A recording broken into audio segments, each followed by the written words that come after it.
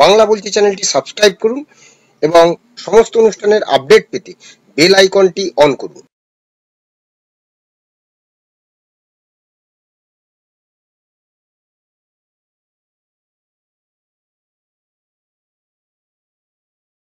নমস্কার, বাংলা বলছি চ্যানেলে আপনাদের স্বাগত। ফের গ্রুপ সি এবং গ্রুপ ডি চাকরিহারাদের সরকারের তরফে যে ভাতা দেওয়ার ব্যবস্থা করা হয়েছিল, সেই ভাতা কেন দেওয়া হচ্ছে? জনগণের করের টাকায় ভাতা, এর বিনিময়ে কি পাচ্ছে সরকার? এই নিয়েই আজকে হাইকোর্টে বিচারপতি প্রশ্নে রীতিমতো ভ্যাবাচকা খেলেন রাজ্যের অ্যাডভোকেট জেনারেল কিশোর দত্ত। সম্প্রতি যে শিক্ষাকর্মীদের ভাতা দেওয়ার সিদ্ধান্তকে চ্যালেঞ্জ করে মামলা হয়েছিল কলকাতা হাইকোর্টে, সে মামলার শুনানিতে একাধিক প্রশ্ন তুলে দিল হাইকোর্ট। এসএসসি কাণ্ডে চাকরিহারা যে সমস্ত শিক্ষাকর্মীরা মাসে মাসে আর্থিক সাহায্যের কথা ঘোষণা করেছিলেন মুখ্যমন্ত্রী মমতা বন্দ্যোপাধ্যায়, তিনি বলেছিলেন গ্রুপ সি চাকরিহারাদের মাসিক 25,000 টাকা এবং গ্রুপ ডি চাকরিহারাদের মাসিক 20,000 টাকা ভাতা দেওয়া হবে এবং 1 এপ্রিল থেকে তা কার্যকর হবে। এদিন রাজ্যের হয়ে আদালতে সওয়াল করেন এজি, বলেন এই মামলা যারা করেছেন এই মামলা গ্রহণযোগ্য নয়, কারণ যারা মামলা করেছেন তারা সবাই ওয়েটিং লিস্টের প্রার্থী, ফলত রাজ্য সরকারের ভাতার সিদ্ধান্তের ফলে কোনোভাবেই প্রভাবিত হবে না। এবং এই সংক্রান্ত মামলা শুনানিতে বিচারপতি পাল্টা প্রশ্ন করেছেন যে জনগণের করের টাকায় যেভাবে চাকরিচ্যুতদের ভাতা দেওয়া হচ্ছে তার বিনিময়ে রাজ্য সরকার কি পাচ্ছে? শিক্ষাকর্মীদের জন্য 25,000, 20,000 টাকা মাসিক ভাতা নির্ধারণ করা হয়েছে কিভাবে? আদালতের নির্দেশে চাকরিচ্যুতদের ভাতা দেওয়ার কোনো উদাহরণ কি গোটা দেশে রয়েছে? এই প্রশ্ন তুলেছেন এবং একের পর এক আদালতের এই প্রশ্নে দিশাহারা এজি। বিচারপতির কোনো প্রশ্নেরই তিনি সুনির্দিষ্ট জবাব দিতে পারেননি। এই মামলা শুনানি শেষ হলেও রায়দান স্থগিত ছিল। বিচারপতি অমৃতা সিনহা তার রায়দান স্থগিত রেখেছেন। এখন প্রশ্ন যে তাহলে কি রাজ্য সরকার, এই যে একটা ঘোষণা করে দেওয়া হলো যে আমি তো দিতে চাই, মুখ্যমন্ত্রী বলছেন আমি তো দিতে চাই, আর তারপরেই জানেন যে এটা নিয়ে মামলা হবে, তখন বন্ধ হয়ে যাবে, তাহলে দিতে হবে না। অর্থাৎ সেই রাজনীতি, অর্থাৎ সেই চাকরিহারারা রাজনীতির শিকার। আজকে আমরা এই বিষয় নিয়ে আলোচনা করব। আমি বিপ্লব, আমার সঙ্গে রয়েছেন বিশিষ্ট আইনজীবী চন্দ্রশেখর বাগ। চন্দ্রশেখর দা, আপনাকে স্বাগত। চন্দ্রশেখর দা, বিচারপতি অমৃতা সিনহা আজকে যেটা বললেন জনগণের করের টাকায় ভাতা, এর বিনিময়ে সরকার কি পাচ্ছে? এরকম কোন দেশের কোন রাজ্যে এরকম কি দেওয়া হয়েছে চাকরিচ্যুতদের? কিভাবে এই মামলা শুনানি কি আজকে আমরা প্রথমার্ধ পর্যন্ত যা ছিলাম যে শুনানি হয়েছে, কিন্তু এর যে যে সিদ্ধান্ত কি হবে সেটা কিন্তু এখনো জানানো হয়নি। বিপ্লব বাবু, আজকে এই মামলা যখন জাস্টিস অমৃতা সিনহার ঘরে শুনানি হচ্ছিল, আমি সেখানে ছিলাম। কয়েকটা প্রশ্ন যেটা কোর্টের কাছ থেকে এসছে, খুব পার্টিনেন্ট কোশ্চেন, যে এই যে রাজ্যের তরফে যে যারা গ্রুপ সি গ্রুপ ডি তাদেরকে একটা পশ্চিমবঙ্গ রাজ্য সরকারের তরফ থেকে একটা আর্থিক সহায়তা দেওয়া হবে বলে ঘোষণা করা হয়েছে। এখন কথা হচ্ছে যে তারা এই 2016 যে স্কুল সার্ভিস কমিশনের যে নিয়োগ, সেই নিয়োগের ক্ষেত্রে সুপ্রিম কোর্টের যে অর্ডার রয়েছে, সেই অর্ডারের ভিত্তিতে রাজ্য সরকারের তরফ থেকে নতুন ভাবে নিয়োগ করার জন্য বিজ্ঞপ্তি জারি করা হয়েছে। এখন সেখানে এই যারা গ্রুপ সি গ্রুপ ডি, তারা কিন্তু সেখানে তাদের জন্য সুপ্রিম কোর্ট কোনো অর্ডার কিছু দেয়নি।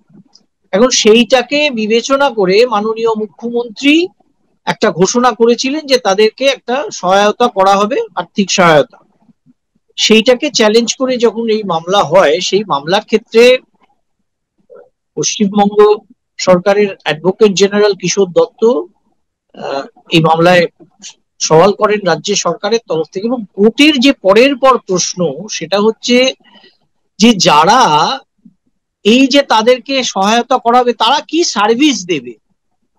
তারা শুধুমাত্র বাড়িতে বসে থেকে তারা যদি 20,000 কি 25,000 টাকা পায়, তাহলে সেটা রাজ্য সরকারের কি কাজে লাগবে, মানে সেই লোকগুলোকে রাজ্য সরকার কি কাজে লাগাবে যার ভিত্তিতে তাদেরকে একটা টাকা দেওয়া হতে পারে, তার কোনো সদুত্তর রাজ্যের তরফ থেকে অ্যাডভোকেট জেনারেল দিতে পারেনি।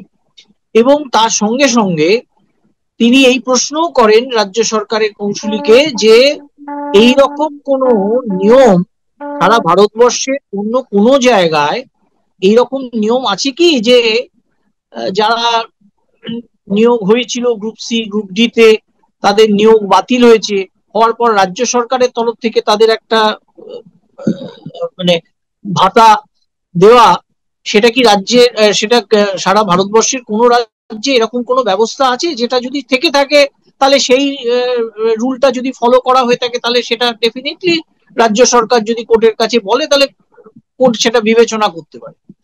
সেক্ষেত্রেও কোনো সদুত্তর দিতে পারেনি। এবং তার সঙ্গে সঙ্গে যেটা, যখন যারা এই মামলাকারী তাদের তরফ থেকে আইনজীবীরা যখন কোর্টের কাছে এই মামলা সওয়াল করেন, তখন সেই সওয়ালের সময় তাদের এই বক্তব্য ছিল যে এই যে বিজ্ঞপ্তি নতুন করে জারি করা হয়েছে, সেই বিজ্ঞপ্তিতে যাদের নিয়োগ করা হবে সেই নিয়োগের পরিপ্রেক্ষিতে যারা এই গ্রুপ সি গ্রুপ ডি তারাও কিন্তু নিয়োগের জন্য তারা দরখাস্ত করতে পারবে। এখন যদি তারা সেই ক্ষেত্রেও নিয়োগের জন্য দরখাস্ত করতে পারে, তাহলে তারা আবার এই রকম একটা রাজ্যের সরকারের তরফ থেকে যে ভাতা দেওয়ার জন্য একটা প্রস্তাব এসছে, সেই প্রস্তাবটা তারা প্যারালালি দুটো একসঙ্গে কিভাবে গ্রহণ করবে। এক্ষেত্রেও রাজ্য সরকারের যিনি আইনজীবী তিনি সঠিক সদুত্তর দিতে পারেনি। তিনি এটা বলেছেন যে একটা হিউম্যানিটেরিয়ান গ্রাউন্ডে, মাননীয় মুখ্যমন্ত্রী যে কথাটা বলেছেন যে হিউম্যানিটেরিয়ান গ্রাউন্ডে যারা এরকম এদের চাকরি ছিল, এরা যখন চাকরি চলে গেছে তাদের হিউম্যানিটেরিয়ান গ্রাউন্ডে তাদের একটা সহায়তা করার জন্য আমরা এটা দিয়ে দিচ্ছি বা রাজ্যের তরফ থেকে সেই বক্তব্য রাখা হয়। কিন্তু সেইটা সম্পূর্ণভাবে এই বক্তব্যগুলো শোনার পর মাননীয় বিচারপতি অমৃতা সিনহা এই প্রক্রিয়াটাকে স্থগিত আদেশ দেন এবং তিনি বলেন যে রাজ্যের তরফের যে বক্তব্য সেই বক্তব্য লিখিত আকারে দেওয়ার জন্য, কারণ এটা একটা প্রস্তাব, সেই প্রস্তাবটা কেন দেওয়ার জন্য রাজ্য সরকারের কি কি কারণে তাদের দেওয়া হবে, কি বা তাদের তাদের দিয়ে কি সার্ভিস রাজ্যের তরফ থেকে পাওয়া যেতে পারে, এর মানে উত্তর দেওয়ার জন্য রাজ্যের তরফ থেকে বলা হয়। এবং বর্তমানে এই যে সহায়তা সেটার উপর স্থগিতাদেশ দেওয়া হয়। এইখান আমার একটা বক্তব্য যেটা সেটা হচ্ছে যে দেখুন, মাননীয় মুখ্যমন্ত্রী সবসময় যেটা করেন সেটা হচ্ছে যে একটা এমন কিছু করলেন যেটা তিনি বললেন আমি তোমাদের জন্য করার চেষ্টা করছি, কিন্তু সেটা কোর্টে গিয়ে বাধাপ্রাপ্ত হলো। তার কারণ তার মধ্যে কিছু যদি বেনিয়ম অনিয়ম থেকে থাকে সেটা চ্যালেঞ্জ হলে কোর্টে যদি আটকে যায়, তার বক্তব্য হচ্ছে আমি চেষ্টা করেছি, কোর্টে যেহেতু কোর্টে এটা কোর্টের থেকে স্থগিতাদেশ হয়েছে বা কোর্টে এটা চ্যালেঞ্জ হয়েছে সুতরাং আমি দিতে পারছি না।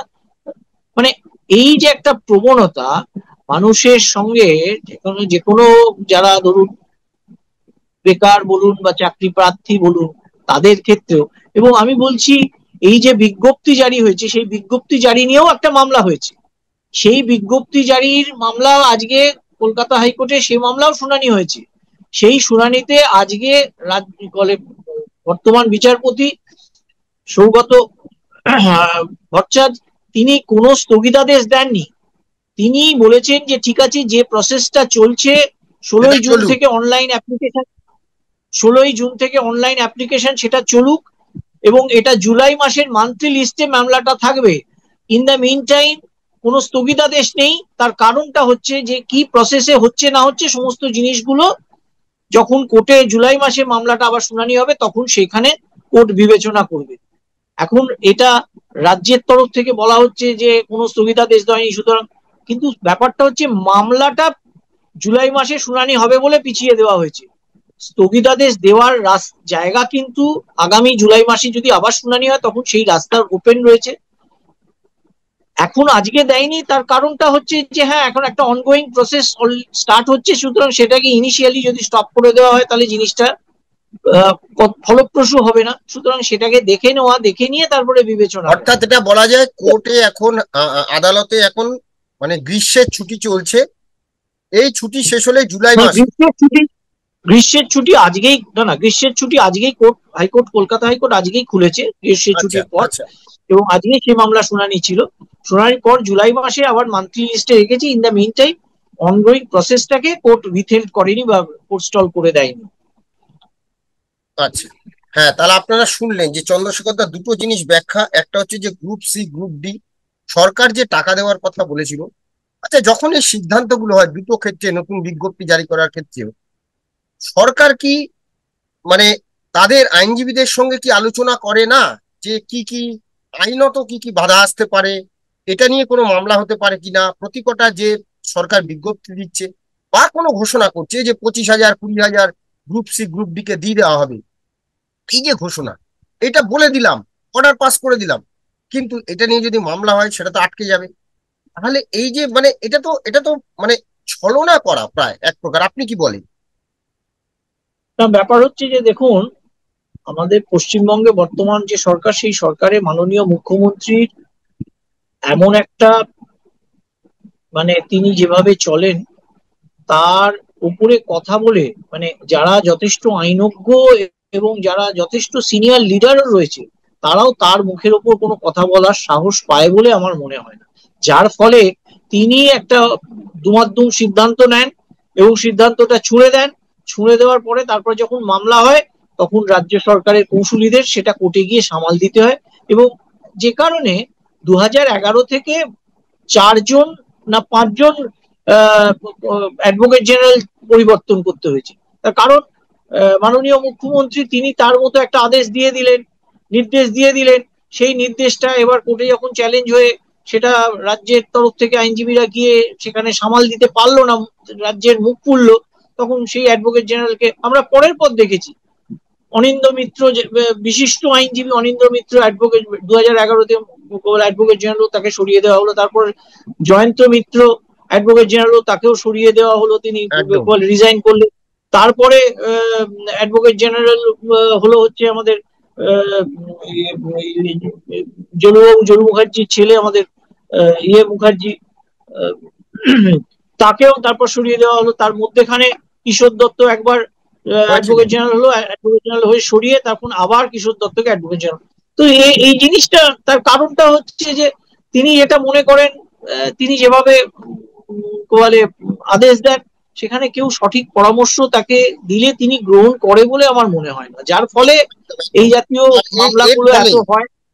এর ফলেই চাকরিহারা তো বটেই, এই রাজ্যের সাধারণ মানুষের করের টাকা কিভাবে নয় ছয়, যেটা আমরা 2013-14 সালে সারদার পরে দেখেছিলাম যে একটি টেলিভিশন চ্যানেল, বেসরকারি সারদার নেওয়া টেলিভিশন চ্যানেল, সেখানে হঠাৎ করে মুখ্যমন্ত্রীর ত্রাণ তহবিলের টাকা নামে কয়েক বছর সেই টাকা দেওয়া হয়েছিল।